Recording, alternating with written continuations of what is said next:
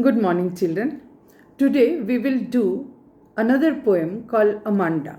We are almost towards the end of our syllabus of half yearly, and you can check the syllabus of half yearly in your campus care syllabus section.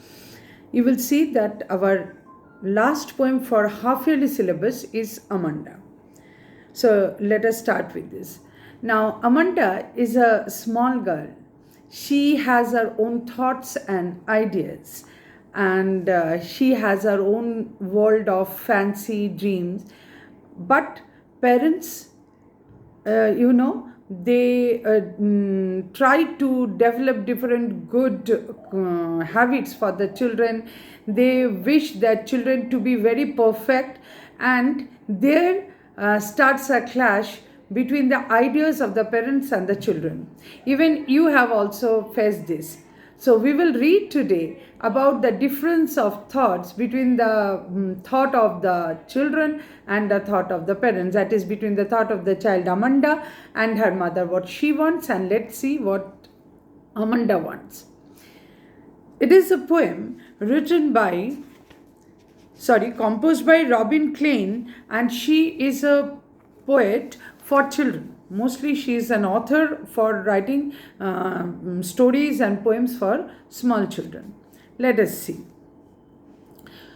Every child feels that she or he is controlled and instructed not to do one thing or another. You too may. Being a small child like Amanda, you also have your own thoughts, ideas, dreams, fancies. Feel that your freedom is curtailed. And very often, right from the morning till the night, going to the bed, when you get instruction from your parents, do this, do that, don't do this, don't do that, you also feel that your freedom is curtailed because from your point of view, parents are not correct. So let us see what Amanda thinks. Starts with her mother's instructions. Don't bite your nails, Amanda. Don't hunch your shoulders, Amanda. Stop that slouching and sit up straight, Amanda.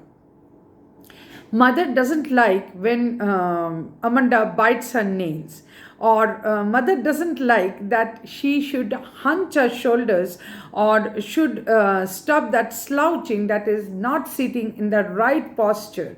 So mother thinks that she should be very perfect, she should sit straight, she should throughout the day work properly, but sometimes Amanda likes to slouch. Amanda she hunches her shoulders to feel relaxed.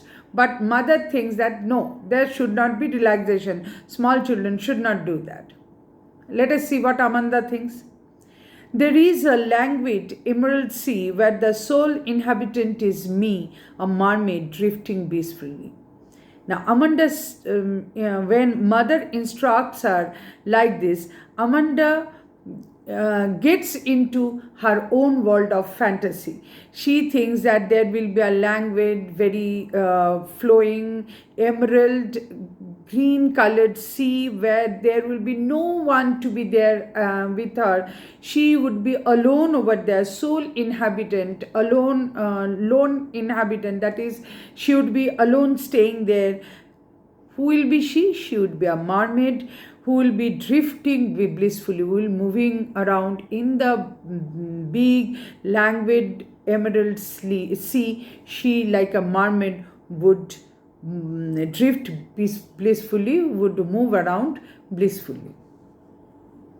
So where is mother sitting, asking her to sit straight, not to hunch, not to slouch, not to bite nails? And where is Amanda moving around in the lone sea, green sea? She would be moving along lonely. So, so much contrast between the thought of the mother and the daughter. Did you finish your homework, Amanda? Did you tidy your room, Amanda? I thought I told you to clean your shoes, Amanda. One by one instruction, constant nagging of the parent, constant nagging of the mother. Do this, do that. Have you done this? Not completed this. Have been asked to do this. Amanda is fed up.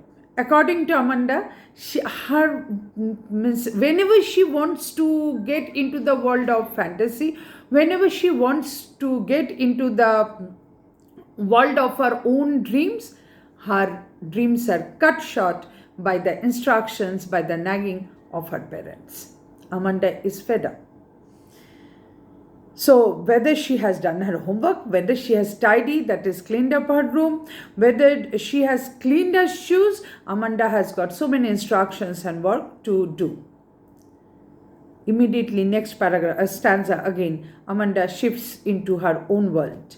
I am an orphan, roaming the street. I pattern soft dust with my hushed bare feet. The silence is golden, the freedom is sweet.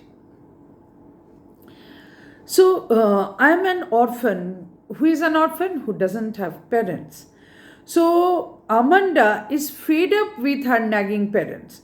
So, she wants to be an orphan who has no parents, no instructions, no nagging, roaming the street, no rule, no dictate that this to be done, that to do that. So free of all rules, regulations, all routines, schedules of life. She doesn't want to have all this. She wants to move free, alone, roaming the street like an orphan.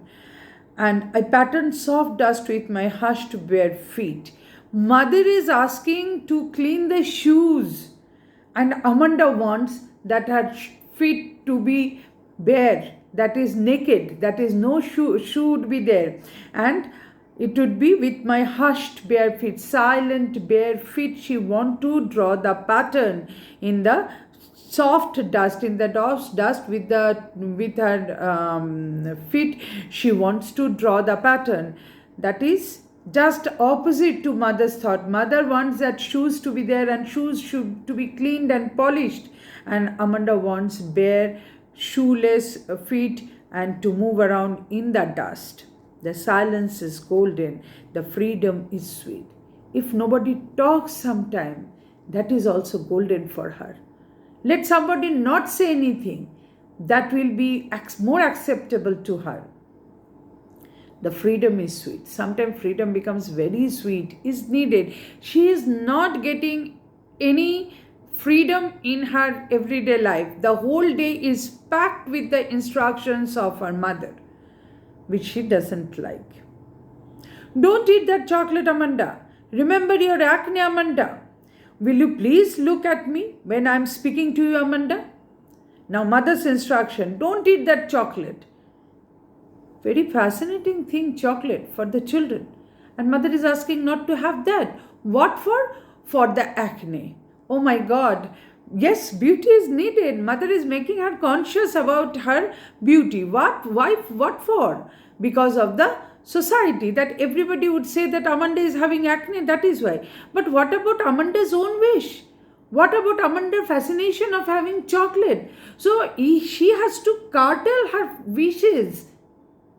She has to compromise with the demands of the society because of her mother.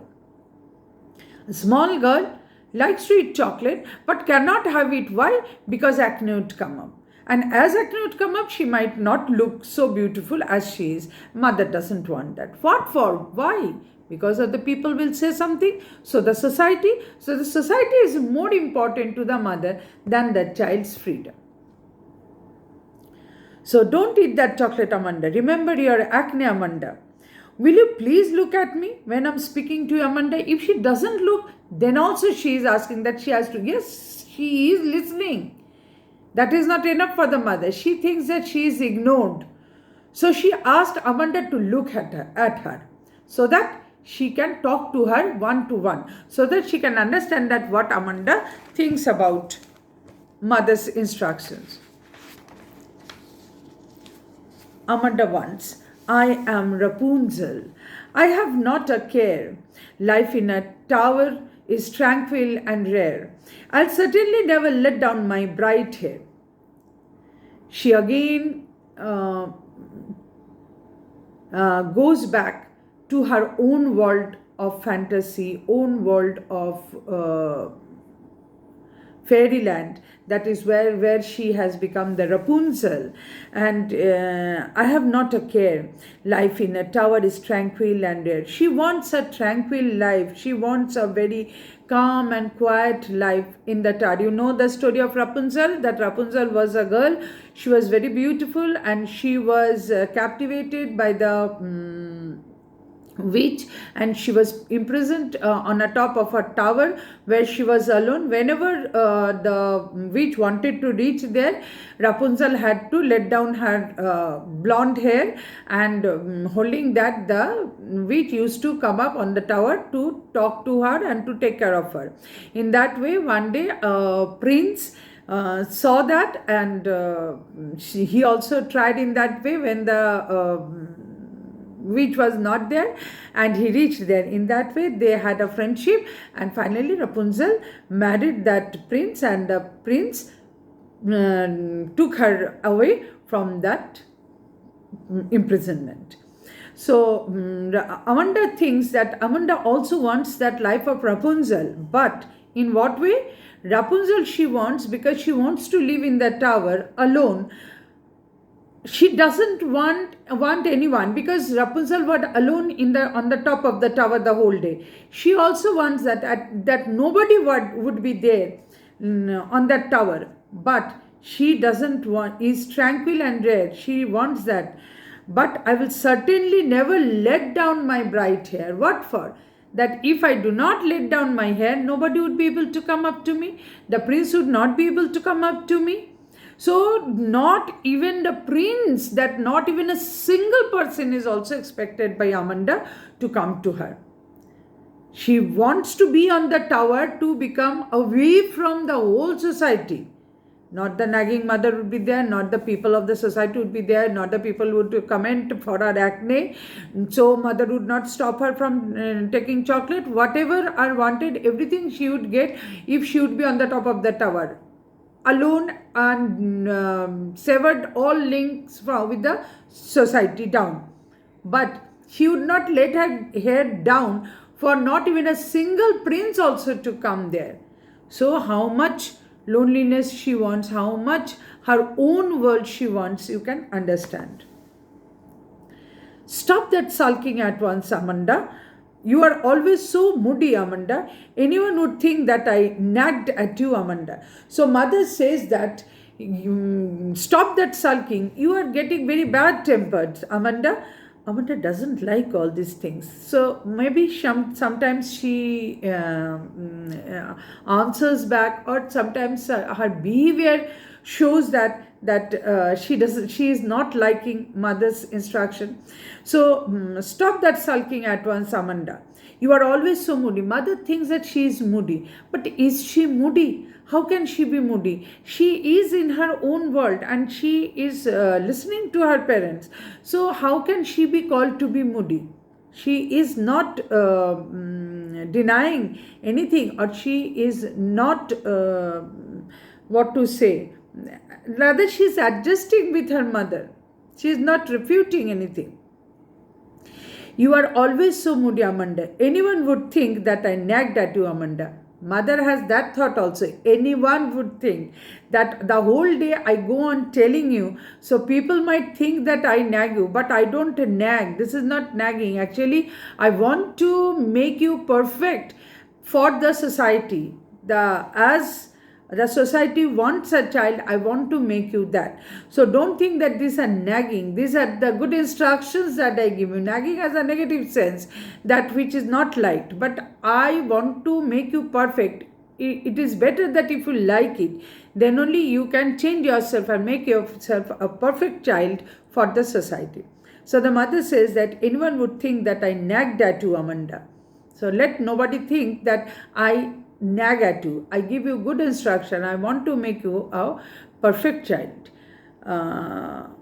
Actually, yes, if we see this, so we might think that mother is very nagging. A child should be given the space for their own thought, for their own ideas. It is very true, very, very true, that our child should be given his or her own space, where we parents, we grown-ups fail to understand that they also have their own thoughts and wishes.